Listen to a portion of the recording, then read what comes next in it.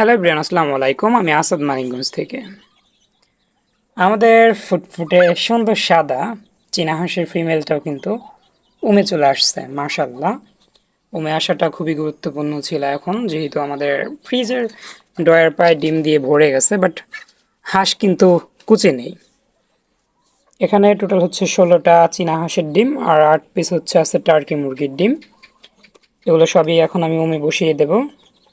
এই 16টা চীনা হাঁসের ডিম হচ্ছে দেব আমাদের সাদাটার নিচে, আর টার্কি মুরগির ডিমগুলো দিব হচ্ছে আরেকটা হাঁসের নিচে। পরবর্তীতে অবশ্য হাঁসের নিচ থেকে আমরা শিফট করে দেব মুরগির নিচে ইনশাল্লাহ। 16টা ডিম আমাদের ঝুড়িতে সাজানো হয়ে গেছে, এখন হচ্ছে হাঁসটাকে বসিয়ে দেওয়া। ও কিন্তু খুব ভালোটা তা দিতে পারে ডিমে।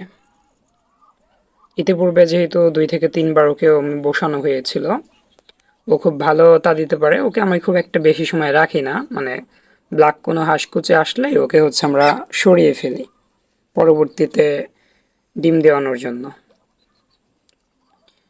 হাঁস চেঞ্জ হয়ে গেলেও ডিম কিন্তু চেঞ্জ হয় না।